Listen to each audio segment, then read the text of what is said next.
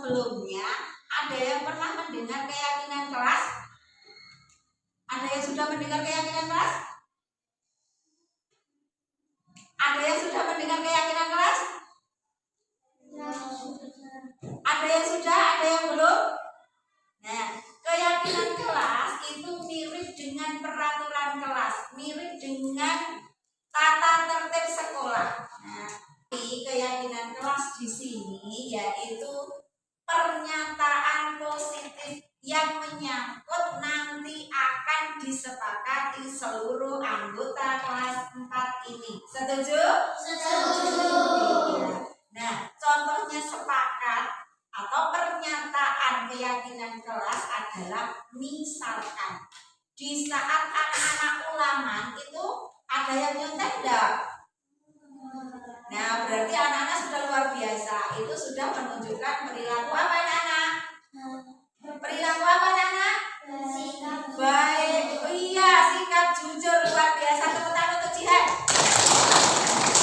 Contohnya lagi. Nah, kita yakin semua warga kelas ini menjaga kebersihan kelas. Nah, contohnya nih. Nah, tapi menggunakan pernyataan yang positif, tidak boleh menggunakan pernyataan yang negatif. Contohnya, pernyataan yang negatif itu dilarang mencoret-coret meja. Nah, itu adalah pernyataan yang negatif. Nah, keyakinan kelas itu menggunakan pernyataan yang positif. Contohnya, harus tertib, menulis, dan mendengarkan penjelasan Bapak Ibu guru, ataupun menghargai, saling menghormati satu sama lain. Nah, apa itu? Terus juga saling bekerja sama, harus bahagia. Terus apa lagi contohnya? Ayo contohnya apa lagi? Angkat tangan. Ayo contohnya lagi apa? Iya, tidak boleh marah-marah. Tapi kata-katanya, pernyataannya tidak boleh seperti itu. Tetapi sesama teman harus rukun. Paham ya anak ya? Nanti setiap anak akan guru kasih satu pernyataan. Kalian akan membuat satu saja pernyataan kalimat positif untuk membuat keyakinan kelas kita yang ini nanti akan diyakini dan disepakati. Kalau sudah diyakini dan disepakati, berarti bagaimana anak-anak? Kira-kira bagaimana anak-anak? Harus diapakan? Dilakukan. Iya, luar biasa. Tepuk tangan untuk dilakukan. Nah, nanti satu anak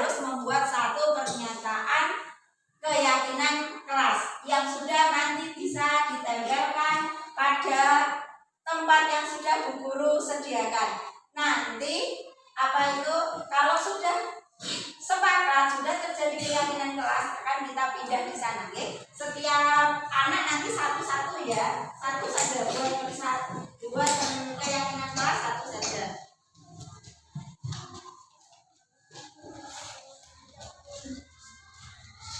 Ayo, saya beri waktu, bisa dikerjakan dari sekarang. Yang sudah segera ditempelkan di depan. Siap? Siap. Kelas 4. Memang hebat. Ayo, mulai dari sekarang. Yang sudah segera ditempelkan di depan. Yuk. Satu saja. Ya, satu saja ya.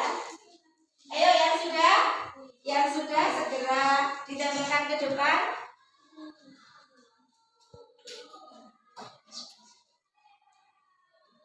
Ayo, yang sudah siapa? Ayo, yang sudah.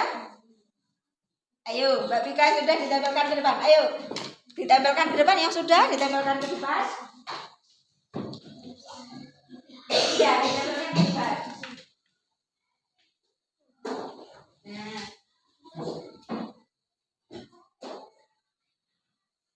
Nah, ayo ditempelkan ke depan yang sudah. Nah, yang sudah ditempelkan ke depan. Iya. Ayo yang laki-laki. Mana ini yang laki-laki? Mewakili aspirasi atau membuat keyakinan? Ya.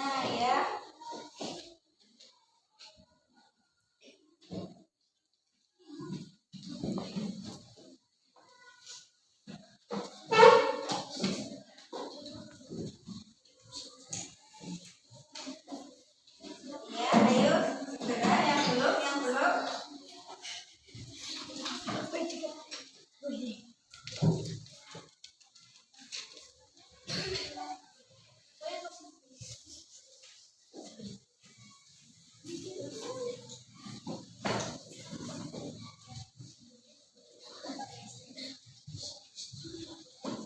Luar biasa, sudah semua?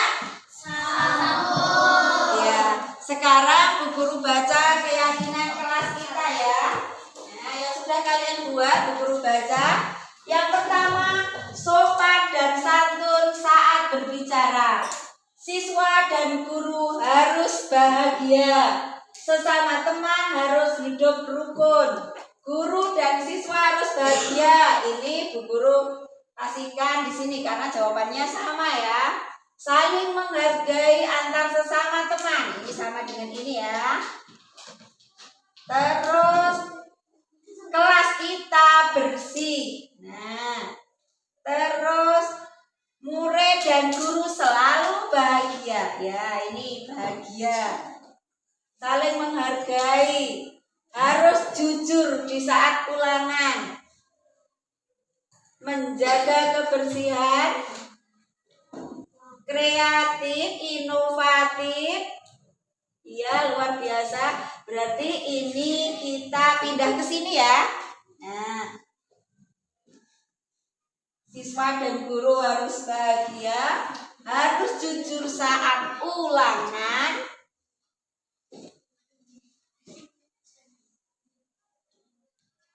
Saling menghargai satu sama lain. Tolong menolong dan bekerja sama.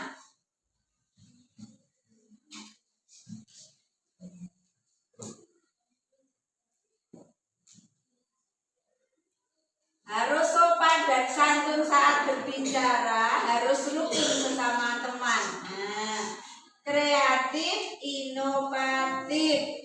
Nah, ini.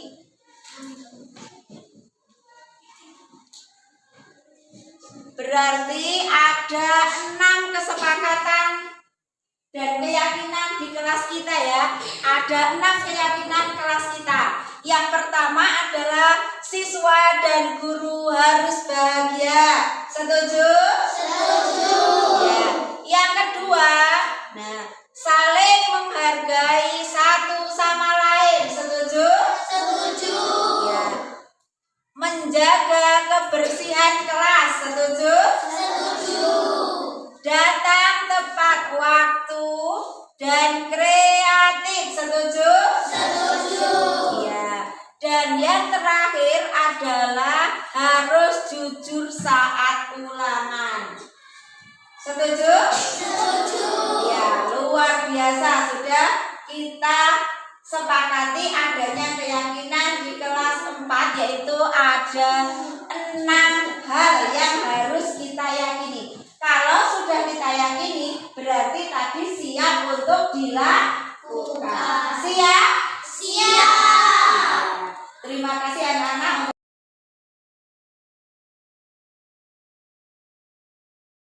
Assalamualaikum warahmatullahi wabarakatuh.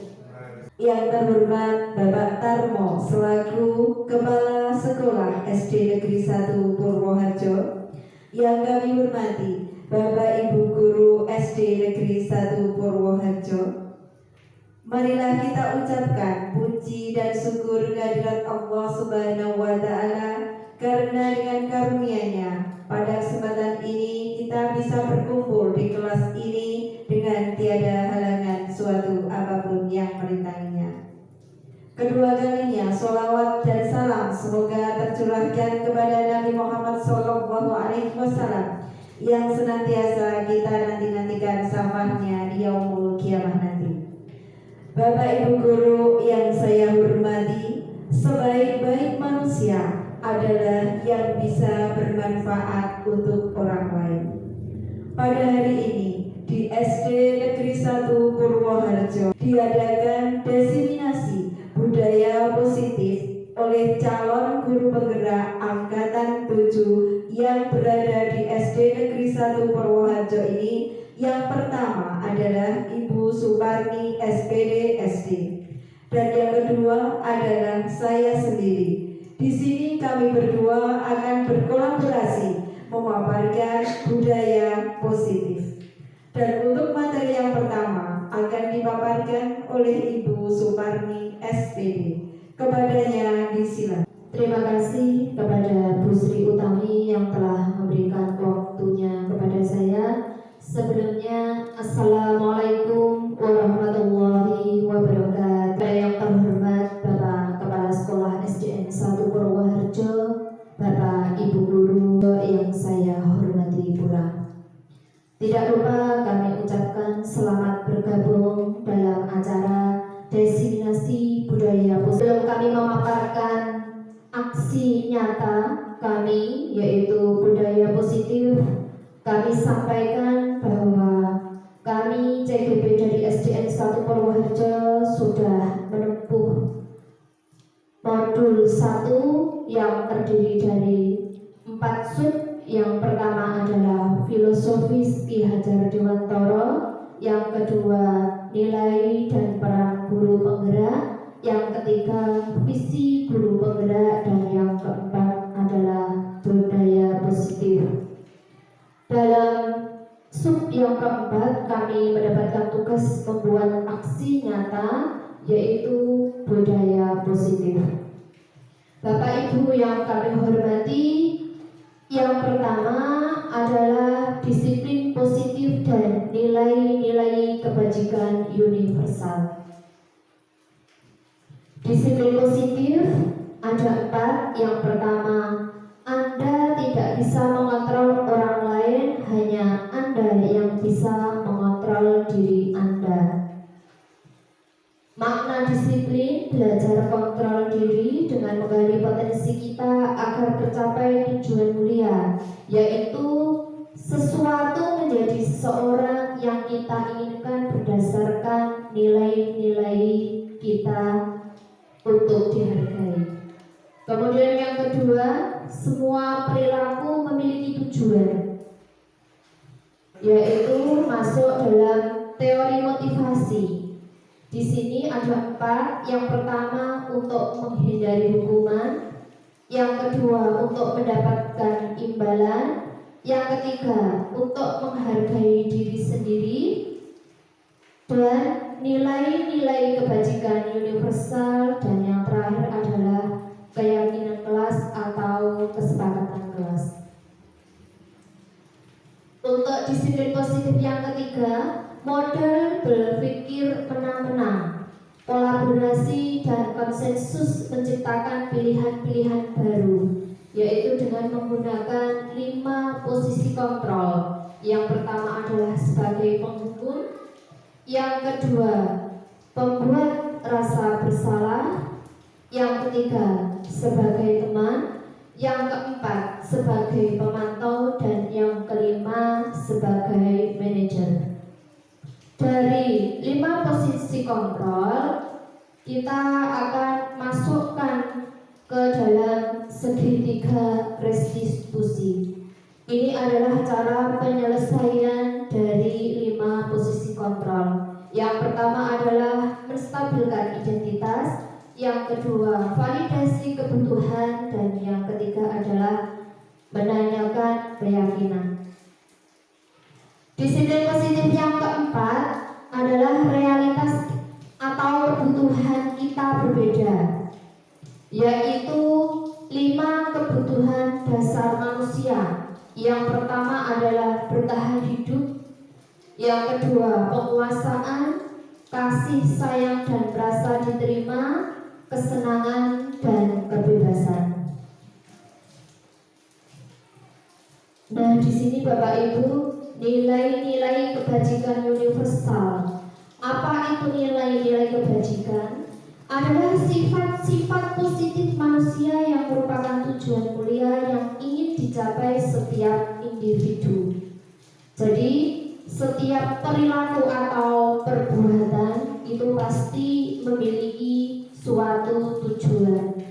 Nah, di sini untuk nilai-nilai kebajikan yang ingin dicapai oleh setiap anak di Indonesia atau dikenal dengan profil pelajar Pancasila, yaitu ada 6. Yang pertama adalah beriman, bertakwa dan berakhlak mulia, mandiri, bernalar kritis, berkebinekaan global, bergotong royong, dan mandiri. Untuk sub yang kedua, teori motivasi, hukuman dan penghargaan restitusi. Di sini Bapak Ibu, teori motivasi perilaku manusia. Yang pertama, motivasi eksternal untuk menghindari ketidaknyamanan hukuman. Yang kedua, masih motivasi eksternal, yaitu untuk mendapatkan imbalan dari orang lain. Kemudian untuk motivasi internal, yaitu untuk menghargai diri sendiri. Ini adalah Bapak pendidikan kita, yaitu Bapak Ki Hajar Dewantoro, dengan pemikirannya yaitu merdeka itu adalah tidak hanya terlepas dari perintah, akan tetapi juga cakap buat memerintah diri sendiri. Nah, sekarang apa itu restitusi? Restitusi adalah proses menciptakan kondisi bagi murid untuk memperbaiki kesalahan mereka, sehingga mereka bisa kembali pada kelompok mereka dengan karakter yang lebih kuat. Restitusi juga merupakan proses kolaboratif yang mengajarkan murid untuk mencari solusi untuk masalah mereka dan membantu murid berpikir tentang orang seperti apa yang mereka ingin menjadi dan bagaimana mereka harus memperlakukan orang lain. Ada 9 ciri-ciri restitusi, yaitu belajar dari kesalahan, memperbaiki hubungan, tawarkan bukan paksaan, menuntun untuk melihat ke dalam diri, mencari kebutuhan dasar yang mendasari tindakan. Restitusi diri adalah cara yang paling baik. Restitusi fokus pada karakter bukan tindakan. Restitusi fokus pada solusi, dan yang terakhir adalah restitusi mengembalikan murid yang berbuat salah pada kelompoknya. Dari restitusi tadi kita akan masuk ke keyakinan kelas atau kesepakatan kelas. Jadi di sini kita untuk menghindari sebuah hukuman, karena misalkan ada peserta didik kita yang melanggar, kalau pasti kalau kita terpancang dengan peraturan, maka kita pasti akan melakukan sebuah tindakan yang nantinya akan kehukuman. Jadi untuk restitusi itu adalah cara penyelesaian kita, yaitu dengan keyakinan kelas yang sudah kita buat dari dua pihak, yaitu guru dan murid. Sedangkan peraturan itu hanya dibuat dari satu pihak saja, yaitu hanya dilakukan oleh Bapak Ibu guru. Namun di sini dengan kesepakatan kelas atau keyakinan kelas yang sudah kita sepakati, yaitu untuk bertujuan mendisiplinkan, yaitu dari kemauannya sendiri, bukan paksaan, seperti itu. Mengapa tidak peraturan saja? Mengapa harus keyakinan kelas? Karena dengan peraturan itu nanti akan membuat anak itu justru apabila setelah melakukan pelanggaran itu jadi anak itu langsung ketakutan. Wah, saya melakukan pelanggaran, pasti nanti saya akan dihukum. Contohnya saja di sini misalkan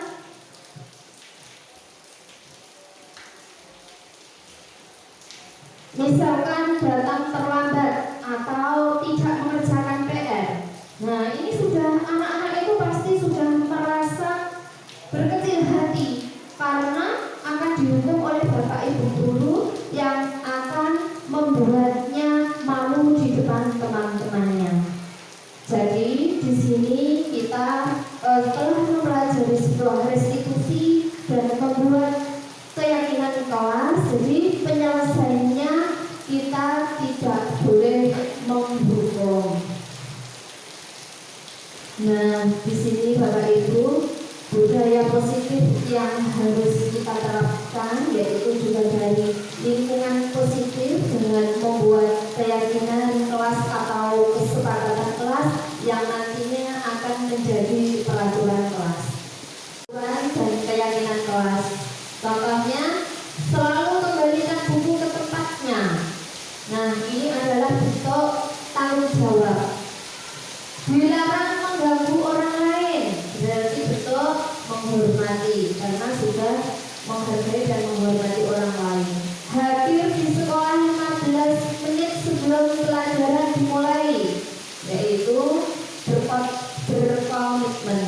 Dilarang melakukan kekerasan, berarti keselamatan. Jadi ini adalah perbedaan dari peraturan dan keyakinan kelas. Nah, ini adalah wujud tindakan guru masuk pada hukuman atau konsekuensi. Kita ambil contoh ya Bapak Ibu. Misalnya untuk yang pertama, mencatat 100 kali di dalam buku kalimat saya tidak akan terlambat lagi karena terlambat sekolah. Berarti anak peserta didik kita ini telah melanggar peraturan, yaitu datang terlambat. Nah, biasanya karena ini merupakan suatu pelanggaran, maka ini adalah masuk hukuman.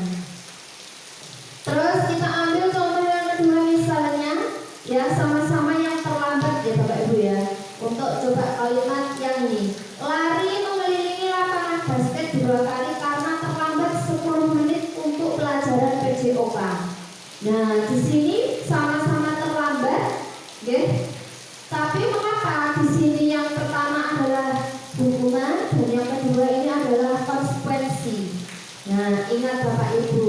Jadi karena di sini ada lari mengelilingi lapangan, ini adalah lari ini adalah masuk pelajaran PJOK. Jadi apabila terlambatnya itu karena pelajaran PJOK, kan biasanya sebelum melakukan atau memulai pelajaran PJOK, anak-anak juga akan melakukan pemanasan, misalkan lari dan sebagainya. Berarti di sini lari mengelilingi ini bukan termasuk hukuman, namun masuk pada konsekuensi.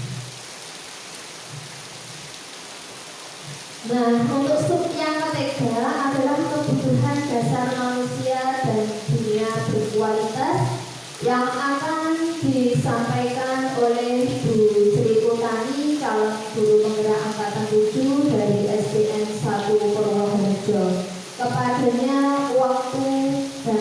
dipersilahkan.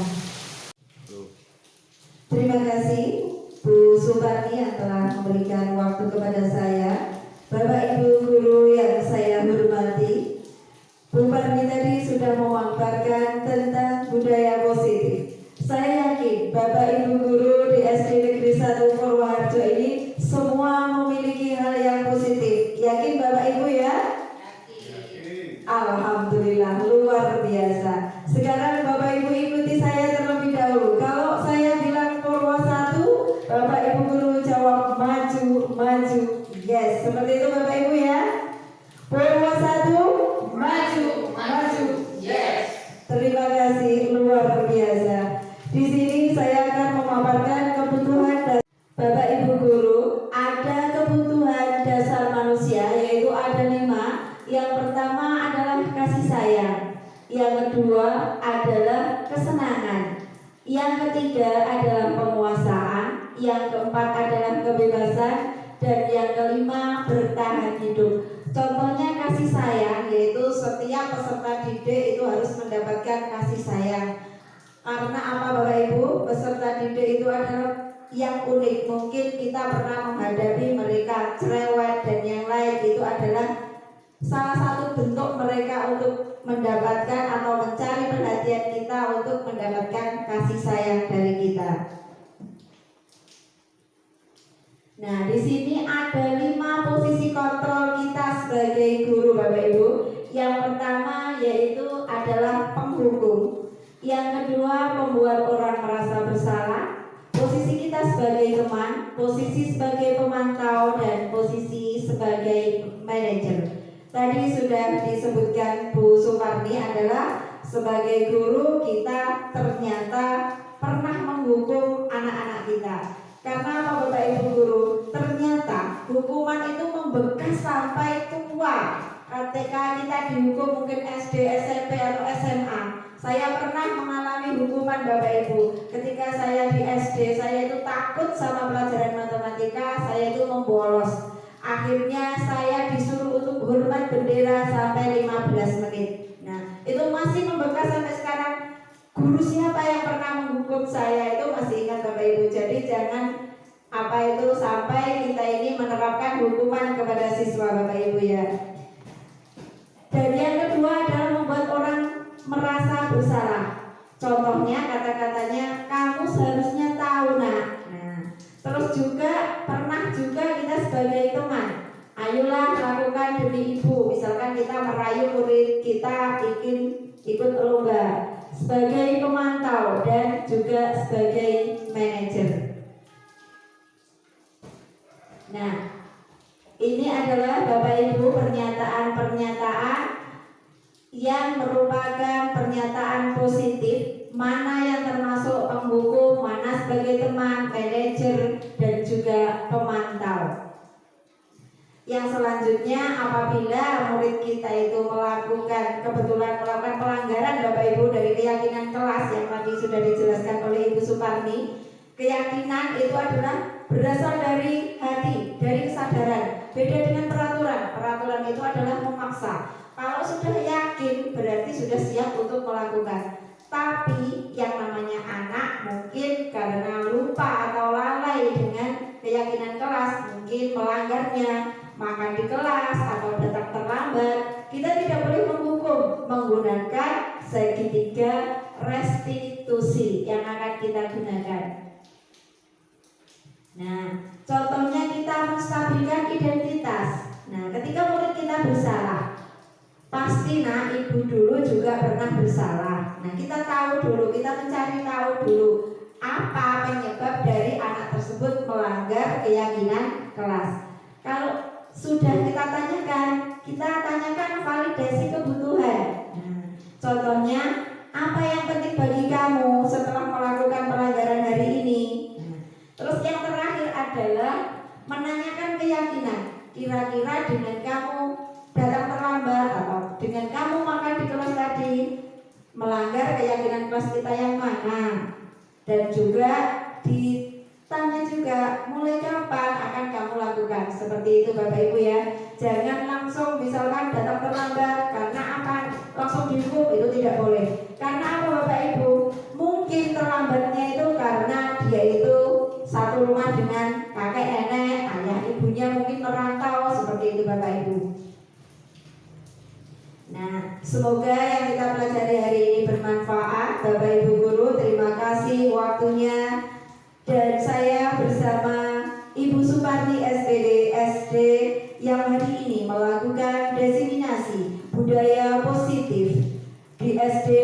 1 Purworejo. Ada kurang lebihnya, mohon maaf yang sebesar-besarnya. Wassalamualaikum warahmatullahi wabarakatuh.